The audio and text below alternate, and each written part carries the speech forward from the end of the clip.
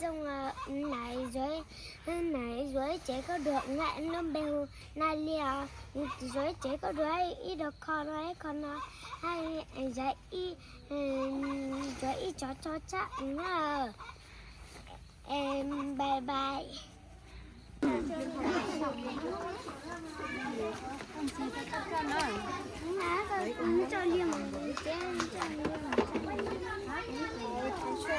Mẹ nói lúc sau cô hổ cỏ lúc này người cô giờ hay người cô giờ cái này nè nắng cô hay đi xuống nè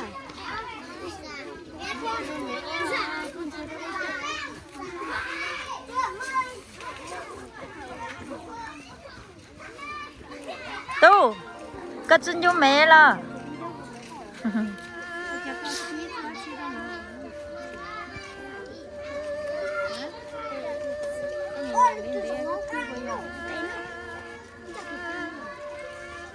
mấy vừa lúc mẹ hát cái mới là con trai sẽ phục cô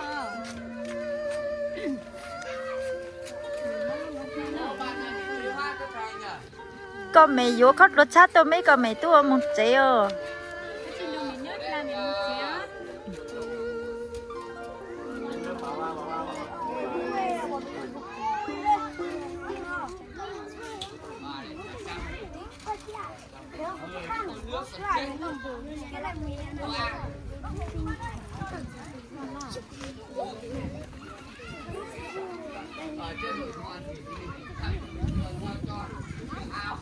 thế sao là nó chuyện có xong này vô có giờ chia vô tia vô cho tôi cho nhỏ tôi mới nhiều nữa nhưng mà là chơi chỗ tôi mới nhiều cần đó chơi chỉ mua nè thiết chỉ mua gì cho chọn nhẹ nữa chơi nó nhiều có giờ tôi trong nào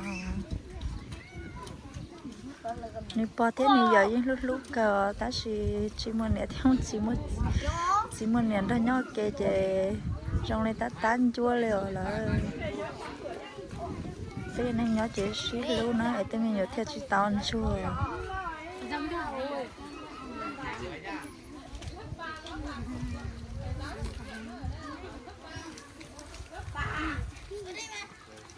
có phải lòng ngăn tay lòng mình muốn ngăn tay cơ ngăn tay nó phải rõ hết rõ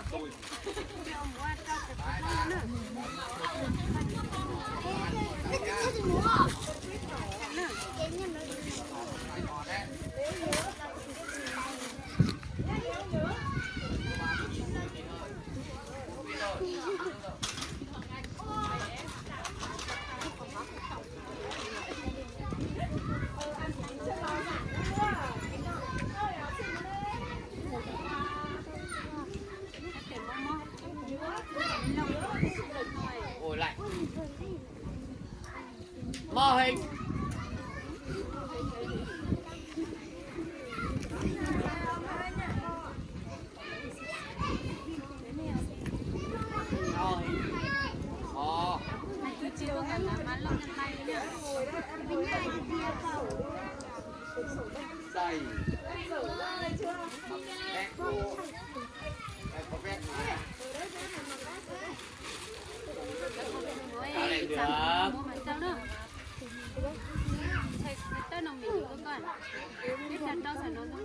cái đấy là tất à? Quên vừa chưa gửi nhạc cho kiểu mua tất giờ cho con đi mua đất. Cô giáo cũng mua nhưng mà sợ tất đấy tất. Hai đứa à, em hai đứa à? hai đứa Một đứa học lớp 5. Máu phết phết nhỉ. Sinh năm 9 mấy? Ngủ 94 mà hai đứa rồi. Làm đứa nữa chứ. có bên nhà tu có mẹ vô dặn thì có bên nhà có nhà khởi xong rồi sao mua bông nó mà em mấy tôi cần để mấy lo nã nó đấy còn nã lúc mấy còn nã giữ dù cứ lo nhà vô khóc rồi cha ngay nhà tôi mấy dòng xe mấy chùa khóc rồi sao chẳng cả nữa Lúa cho chi. Lúa chỉ cho chi. Lúa chi chúa. Đúng không? Mua. Chim. Nó xe không có.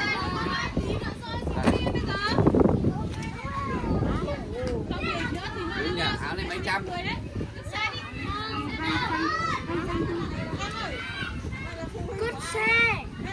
Của bên quả lẩu. Quả nhi đấy, Hà Nhi. Của Plo Chầu. Có chứ. Vâng. Nhưng về đếm tiền thì Em biết Dương trang Tiến điểm Mông mà anh cô. biết. Ồ, chế miễn sao dùng hình. có cần có đâm chế thần đĩa mà nắng nó cho nó xuống nữa là con người lên xuống nữa Của mấy ra mà mấy tu chế như nó à, chân cho mày là. Chế nào mà, là cho đó. Mấy sao mấy lẻ mấy vừa tuổi. Thế em hôm nay cháu đi đâu à? thế là về luôn à? Hả?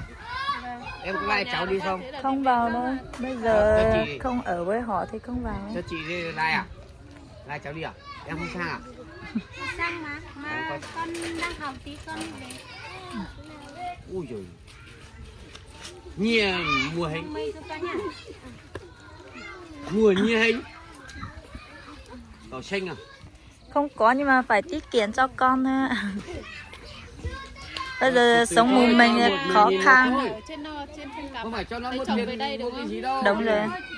Ở trên bó chảy kia, bó chảy gần phiên cảm kia. trong mua dụng táo thế bây giờ chồng là lấy vợ hai chưa Chưa. Chồng em á hay chồng thế này thôi gì? Còn Không. em có chồng quá. Em thì vẫn ở với chồng mà. Em vẫn ở với chồng. cho con nó năng đấy à hai chị em gái rồi à Đây là em gái rồi. lấy chồng về cùng một bản luôn Đúng rồi. thế bây giờ thương các con Không quá. may mà có bác ở gần em là chị đúng không phải chị của em này đúng không may mà có bác ở gần đấy Bây giờ chồng cũng ở bản vẫn ở bản này. Vâng. Thế nhà bọn em là nhà ở đâu? Bố mẹ. Bố mẹ ruột á. Bố mẹ ruột trên bó chảy cũng thua xã trên không thôi mà. Ở trên bó chạy đi. Bó chạy. Thì giáo dạy ở đấy từ năm 2001 mà. Thế á. Nó bó chạy. À. Bó chạy với phim chạy à. Đúng rồi. Em gái với em là bó chạy mà. À. Gái bó chạy à? Ừ. Bó chạy thì người Mông ấy mà nhỉ? Người Mông Thế thì thầy là thầy gì nhỉ? Cường. Ồ đúng rồi. Thầy kia là thầy của em á, lúc trước đó. Đấy, ở trên bó chạy mà. Đúng rồi là em Chắc thầy dạy em là 2011 thì lúc đó em 2001 lúc đấy em là gần lúc đấy 5 tuổi rồi nhưng mà học lớp 2, lớp 1 đến đó này. Nó là thầy kia em rồi. mà. Đúng rồi, thế là thầy của em. Thế vui quá, bây giờ biết là thầy của mình. cho liềm một đây nó con gần Mình ở với các nhà thằng gì nhỉ? Quên mẹ tên nó ở trên đầu dốc mà nó bỏ vợ nhỉ? Mình quên tên mẹ. Quên tên. Ở cái đó em biết mà. Cái người mà Chỗ sân bóng ấy. đúng rồi. Cái này đây muốn chuyển đấy. em mẹ theo liềm một đây nữa Trên đang chạy có chạy.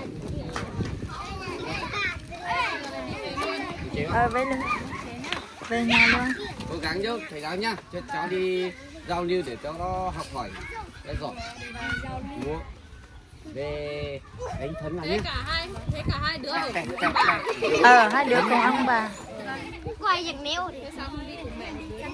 Cho cái đỏ đỏ này nhé. Thì thành đẹp gì đấy. mình đưa đi cũng được nhưng mà không muốn đưa các cháu cách nhau, là không muốn hai đứa để hay nhau, muốn cho họ cùng nhau, muốn để họ cùng nhau. Ừ. vậy nha cái cho xe còn tới nữa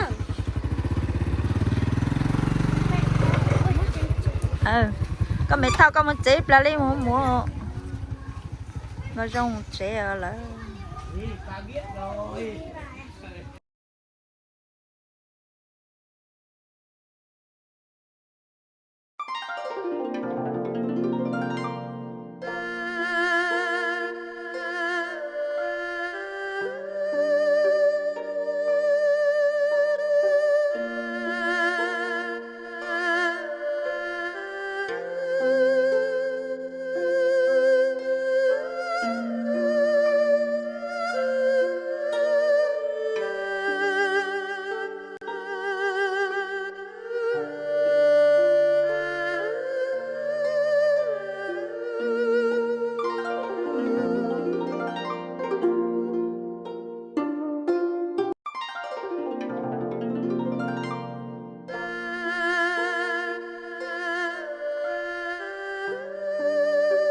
tương là nói chê cho của tôi nhà lao tôi miễn sai tương là nói chê cho của tôi miễn sai nữa ở lúc xưa là nói chê cho lúc xưa thì chẳng tôi cú của tôi miễn sai giờ ôm múa chê cho một lạnh của tôi miễn sai giờ của cho khó giờ một trò của tôi miễn sai nát ta lại chê của nhóm ba trò cá lò mũ ăn nặng là chập phong như số linh số tôi của cho họ lười chê chỉ tao sâu kia liều thay nhớ trò của tôi xia nó lúc trên tôi nó chê nó hiện nó chị về tôi thay nhau trong đời luôn trong tiền nhu nói nha dọ chị lên từ tôi nhìn chị nó khi được tiền xong rồi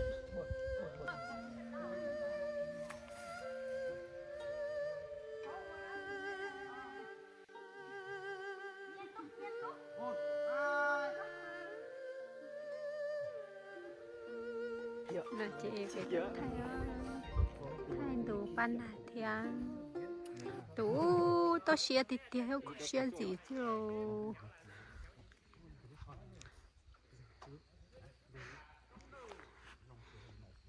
phải nói chị há giống là chị là nói cho tôi thò luôn giò đó nữa cũng cho nên một nó cho họ tôi thò chị ở lịch tranh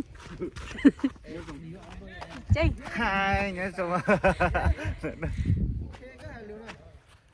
theo này hai lú nó chứ chị hello nhớ xong rồi nó giờ lúc chào thời sau tôi sẽ nhu theo cái chủ tôi xí là lò rễ là nó họ là bảo hắn là nó chỉ do cái lúc cuối giờ thời bây giờ mọi gì cái chúa cho nó nó chỉ phải tác động qua tục đánh